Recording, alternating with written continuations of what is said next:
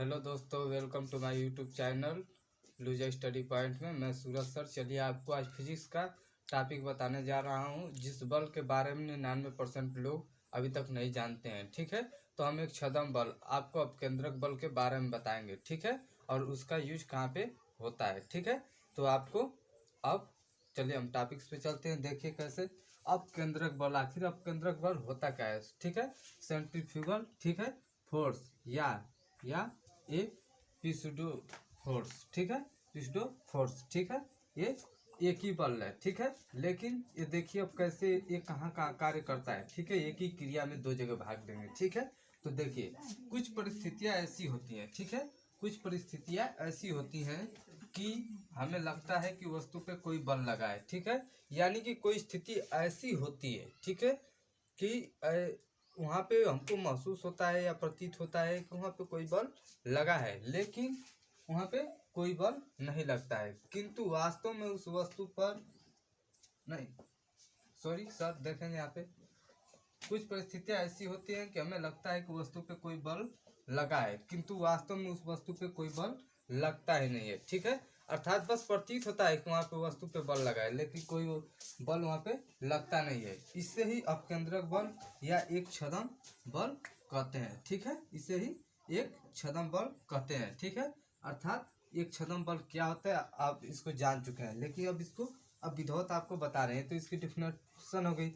अतः यह अभिकेंद्रक बल के कारण ही होता है। अभिकेंद्रक बल इसके अगले वीडियो में हम आपको नेक्स्ट वीडियो में पढ़ा चुके हैं। ठीक है, mv²/r। ठीक है, अभिकेंद्रक बल। ठीक है, तो ये इसी के कारण होता है। ठीक है, लेकिन अब देखते जाइए आखिर इसको कैसे पता करेंगे कि हाँ ये बल कहाँ कैसे लग रहा है। ठीक है, तो देखेंगे हमने यहाँ पे फिगर ए बना दिया है। ठीक है, फिगर ए बना दिया है और फिगर बी बना दिया है आपको। ठीक है, यहाँ पे ई और यहाँ पे बी।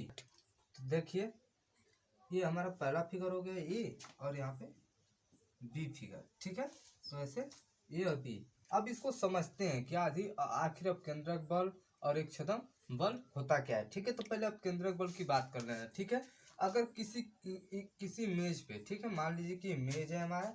ठीक है दोस्तों, और इस मेज पे, ठीक है, इस मेज पे एक वस्तु हम रख दिए हैं। ठीक है, कोई वस्तु रख दिए हैं। ये वस्तु देखिए इस तरह गति, ये वस्तु इस पे रखी है। ठीक है, लेकिन इस पे घर्षण बल कार्य नहीं कर रहा है। ठीक है, क्योंकि समतल में जो है इस पे घर्षण बल हमारा कार्य नहीं कर रहा है। ठीक है, तो इस पे जब घर्षण बल नहीं कार्य कर रहा है तो ये वस्तु क्या है कि इधर इधर सरक रही है। ठीक है, तो इस पे हम क्या करेंगे कि इसको एक किली के सहारे, ठीक है, अर्थात एक किली के सहारे इसको हम बांध दिए। ठीक है, अब इसको वस्तु को, अब ये वस्तु टिक जाएगी। ठीक है, तो इस पे क्या करेंगे, अब ये वस्तु तो गति कर रही है। ठीक है, लेकिन जब अब केंद्रक बल अंदर को कार्य कर रहा है, अब केंद्रक बल, तो देखेंगे कि जब इस तरह की गति जब कर रही है, तो अगर कोई वस्तु, कोई व्यक्ति, ठीक है, कोई व्यक्ति अपने नग्न आंखों से इसको देख रहा है। ठीक है, यानी वहां से यहाँ तक इसको देख रहा है। ठीक है, बाहर से वस्तु को मेज पे। ठीक है, और ये वस्तु क्या है, मेज गति जब कर रही है, तो देखेंगे कि वस्तु क्या कर रही है, जब गति जब कर रही है तो इसको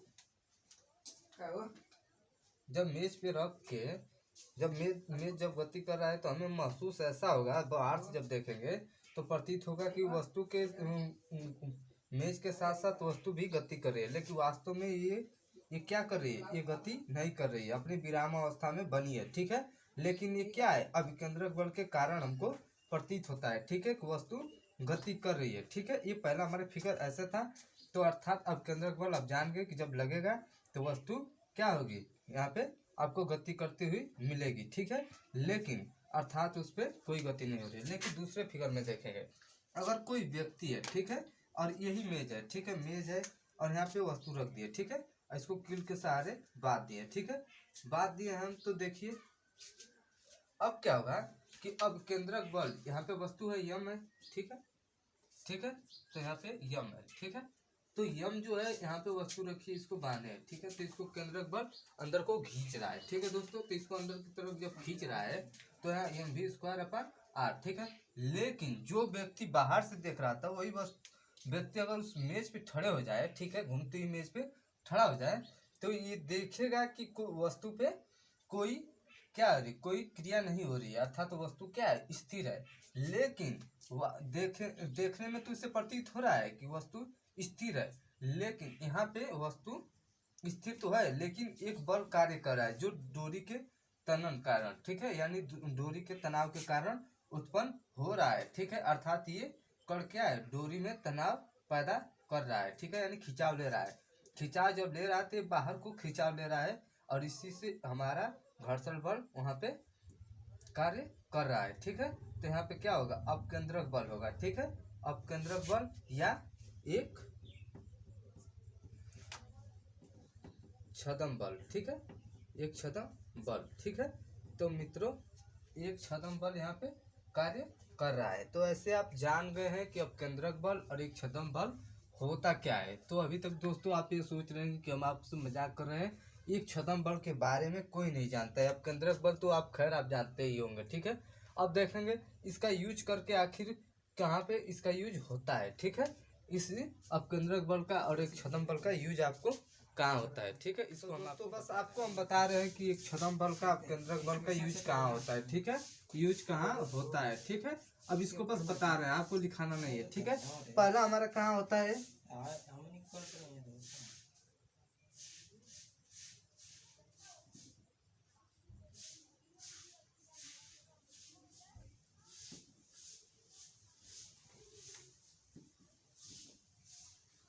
दूध से क्रीम को अलग करने में, ठीक है, दूध से क्रीम को अलग करने में हमारा पहला इसका यूज होता है, ठीक है दोस्तों। तो आप जान सकते हैं कि दूध से क्रीम कैसे बनती है। तो अब केंद्रक बल जब तक नहीं लगेगा, आपको एक छदम बल नहीं लगेगा, तब तक दूध से क्रीम अलग नहीं हो सकती है, ठीक है। तो देखेंगे कि मान लीजिए कोई बर्तन है, ठीक है, कोई प्याली है, ठीक है, इसमें दूध भरा है, कोई बाल्टी मान ले रहे हैं, चलिए ठीक है, कोई बाल्टी है, इसमें दूध हमारा भरा है, ठीक है, इतना दूध भरा है, ठीक है।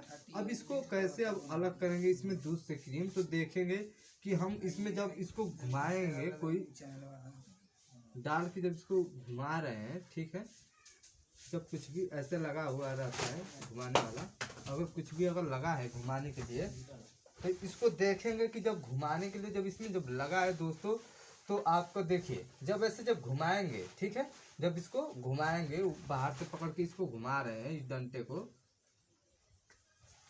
को घुमा रहे हैं, बाहर से पकड़ के हम घुमा रहे हैं, तो क्या होगा कि जो हल्के कण रहेंगे, यानी दूध के जो कण रहेंगे, वो इसके पास एकत्रित हो जाते हैं। लेकिन जो क्रीम के कण रहते हैं दोस्तों, जो क्रीम के कण वो भारी कण होते हैं, वो बाहरी सतह पे आकर ऐसे अलग इकट्ठा हो जाते हैं, ठीक है। तो ऐसे हमारा दूध से क्रीम क्या होता है, अलग हो जाता है, यानी जो जो जो इसका जो क्रीम जो रहेगा, क्रीम क्या होगा, एक पास में आ जाता है, ठीक है, इसके पास में आ जाता है सिकुड़ के, ठीक है। सॉरी दोस्तों, उसको थोड़ा सा अलग बता दिया था, ये पास में आ जाता है, ठीक है, भारी कण और जो हल्के कण होते हैं दूर हट जाते हैं, ठीक है। तो ऐसे क्या होता है कि हमारा अपकेंद्रक बल और अपकेंद्रक बल के कारण ही क्या होता है, दूध से क्रीम अलग होती है, ठीक है। लेकिन अब दूसरा देखिए, दूसरा क्या होता है, ठीक है, दूसरा, ठीक है, इसके दूसरे जगह इसका यूज कहाँ पे होता है, तो नाली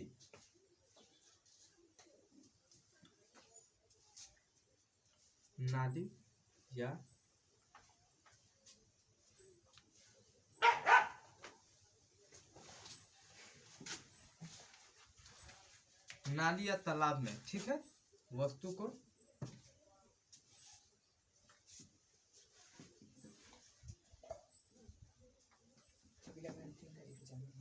एकत्र करने